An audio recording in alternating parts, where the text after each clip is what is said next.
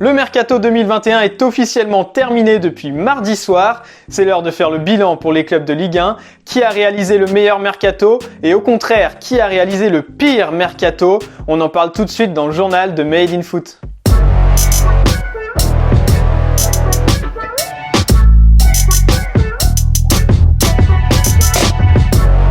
Et comment ne pas commencer ce bilan du Mercato en Ligue 1 par le Paris Saint-Germain évidemment. Le club de la capitale a réalisé un Mercato historique, encore supérieur à celui de 2017 où Paris avait dépensé 400 millions d'euros pour faire venir Mbappé et Neymar. Cette fois-ci, pas besoin de dépenser des millions pour faire venir des stars. Léo Messi, Sergio Ramos, Gianluigi Donnarumma et Jorginho Wijnaldum ont tous signé en étant libres. Les seules dépenses de l'été pour Paris sont celles d'Achraf Hakimi, arrivé de l'Inter Milan pour 60 millions d'euros, le prêt payant de Nuno Mendes à hauteur de 7 millions et la levée de l'option d'achat à 16 millions pour Danilo Pereira. Si certaines de ces signatures sont davantage des opportunités saisies par le directeur sportif parisien Leonardo, d'autres viennent combler des manques récurrents du PSG ces dernières saisons comme le poste de latéral avec désormais Hakimi à droite et Nuno Mendes à gauche. Mauricio Pochettino peut dormir sur ses deux oreilles et aligner de l'autre côté une attaque de folie avec Messi, Neymar et Mbappé, l'international français qui a été retenu par le PSG malgré la volonté du Real Madrid de le recruter. C'est d'ailleurs le bémol de ce mercato côté parisien, l'incapacité à vendre les indésirables. Seul Mitchell Baker a été vendu à Leverkusen pour 7 millions d'euros. Sarabia, Areola, Kalimuendo, Bulka et Pembele ont tous été prêtés. Layvin Kurzawa, Sergio Rico, Rafinha ou encore Julian Draxler sont tous restés au club et n'ont pas trouvé de porte de sortie. Alors qu'avez-vous pensé du mercato parisien? N'hésitez pas à nous le dire en commentaire. 11 arrivées, 12 départs, c'est le bilan du Mercato de l'OM qui est le club qui a le plus bougé en Ligue 1 cet été. Pablo Longoria a été hyper actif et l'effectif de Marseille n'a plus rien à voir avec celui de la saison dernière. Le président marseillais qui doit faire attention à ses finances a beaucoup usé du prêt avec ou sans option d'achat. C'est le cas notamment pour William Saliba, Matteo Guendouzi, Cengiz Under, Paul Lopez et Amin Harit. Malgré tout, l'OM a quand même dépensé pour plus de 50 millions d'euros, dont la moitié pour sa recrue phare, le Brésilien Gerson. Leonardo Balerdi et Paul Lirola ont eux été transférés définitivement. Le défenseur Luan Pérez et l'ailier Conrad de la Fuente sont aussi arrivés. Du côté des départs, comme le PSG, l'OM a eu du mal à vendre. Boubacar Kamara et Douye Kaletachar, qui représentent deux valeurs marchandes fortes de l'effectif marseillais, sont toujours là. Hiroki Sakai, Valère Germain et Florian Thauvin sont eux partis libres. Nemanja Radonjic, Dario Benedetto et Kevin Strootman ont été prêtés. Alors dites-nous dans les commentaires quelle note vous donneriez au Mercato de Marseille. On poursuit notre Tour de France avec Lyon. Le club de Jean-Michel Aulas a commencé doucement son mercato avec les arrivées libres de Damien Da Silva et Enrique avant d'accélérer en fin de mercato, notamment suite au début de saison raté. 3 joueurs de calibre international ont alors signé, le latéral de Chelsea Emerson, l'ailier suisse Xherdan Shaqiri et le défenseur allemand Jérôme Boateng. En revanche, l'OL n'a pas réussi à faire venir André Onana pour concurrencer Anthony Lopez dans les buts, ni un nouvel attaquant pour compenser le départ de Memphis Depay au Barça. Peter Bosz, qui souhaitait faire venir l'Iranien Sardar Azmoum, devra se contenter de Moussa Dembélé de retour de prêt. Côté départ, l'OL a moins bien vendu que les années précédentes. Malgré tout, Maxwell Cornet et Joachim Andersen ont rejoint la Première Ligue pour respectivement 15 et 17,5 millions d'euros. Jean Lucas a lui signé à Monaco et Melvin Barr à Nice.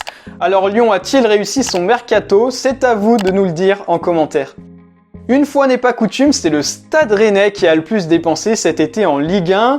Le club breton appartenant au milliardaire François Pinault a dépensé pour plus de 80 millions d'euros.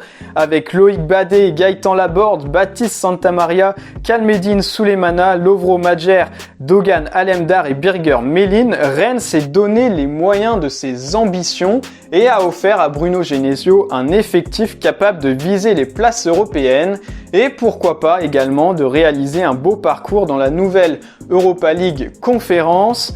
La fin du mercato a également été marquée par le transfert du prodige Eduardo Camavinga. Formé au club, le milieu de 18 ans a rejoint le Real Madrid pour 31 millions d'euros. Que pensez-vous du mercato rennais? N'hésitez pas à nous le dire en commentaire. Champion de France en titre, Lille ne s'est pas fait déplumer cet été, contrairement à ce que l'on aurait pu penser. Seulement 3 joueurs sont partis, Mike Maignan pour 13 millions d'euros à l'AC Milan, Boubakary Soumaré à Leicester pour 20 millions et Luis Araujo aux États-Unis pour 11 millions.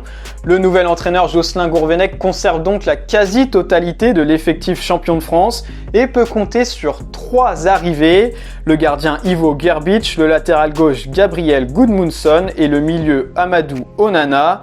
Alors avec cet effectif qui n'a pas vraiment changé, Lille peut-il surfer sur la dynamique de la saison passée? Dites-le nous en commentaire. Comme le LOSC, Monaco n'a pas fait de folie cet été et s'est montré bien calme par rapport au mercato précédent. Au rayon des arrivées, Myron Boadu, jeune avant-centre prometteur, a signé pour 17 millions d'euros. Jean Lucas est arrivé de Lyon contre 11 millions et Ismail Jacobs, latéral ou milieu gauche, a été recruté. Le principal changement de l'été se passe dans les buts. Alexander Nubel a été prêté par le Bayern Munich et Benjamin Lecomte a lui été envoyé à l'Atlético de Madrid. Les joueurs sur lesquels Niko Kovac ne comptait plus sont eux partis. Ballo-Touré, Henrich, Onyekuru, Aoulou, Baldé, Jovetic ou encore Goebbels. Alors votre avis sur le mercato monégasque, donnez-le nous en commentaire. Avec l'arrivée de Christophe Galtier sur la Côte d'Azur, Nice a souhaité donner un effectif de qualité à l'entraîneur champion de France avec Lille. Melvin Barr, Pablo Rosario, Mario Lemina, Calvin Stengs, Justin Kluivert et Andy Delors ont tous débarqué. Au total, le club détenu par le groupe Ineos a dépensé plus de 40 millions d'euros cet été. Côté départ, Ensoki, Lesmelou et Maolida ont quitté les Aiglons. Après ce mercato, les Niçois ont réalisé un bon début de saison. Alors peuvent-ils créer la surprise en Ligue 1? C'est à vous de nous le dire dans les commentaires. Bordeaux fait également partie des clubs de Ligue 1 les plus actifs cet été sur le marché des transferts. C'est évidemment lié à l'arrivée de Gérard Lopez à la présidence. Le nouveau boss des Girondins a fait jouer ses réseaux pour acheter Stian Gregersen, Jean Onana et Franz Sergio. Jabairo Dilrosun, Albert Ellis, Timothée Pembele, Ricardo Mangas et Gideon Mensah ont tous les 5 été prêtés. Un renouvellement de l'effectif puisqu'en plus des fins de contrat de Ben Arfa, Depréville, Sabali ou Poungé, Bordeaux a également vendu Thomas Basic à la Lazio et Yacine Adli au Milan AC. Ce dernier reste cependant cette saison en Gironde puisqu'il est prêté par son nouveau club. Alors que pensez-vous des Girondins version Gérard Lopez? Dites-le nous dans les commentaires. Enfin, il y a un club qui semble avoir perdu gros lors de ce mercato estival. Il s'agit de Montpellier. Le club de Laurent Nicolin a vu partir dans les derniers jours du mercato Andy Delors à Nice et Gaëtan Laborde à Rennes. Si le MHSC a tout de même récupéré 25 millions d'euros avec ces 2 transferts, un seul joueur a été recruté pour les remplacer, Valère Germain, en fin de contrat avec l'Olympique de Marseille.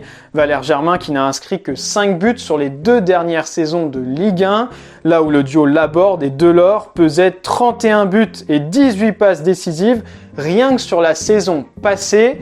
Montpellier qui a également perdu son historique défenseur Vittorino Hilton, parti à la retraite. Et pour le remplacer, c'est Mamadou Sakho qui fait son grand retour en Ligue 1. Alors êtes-vous inquiet pour le MHSC après ce mercato?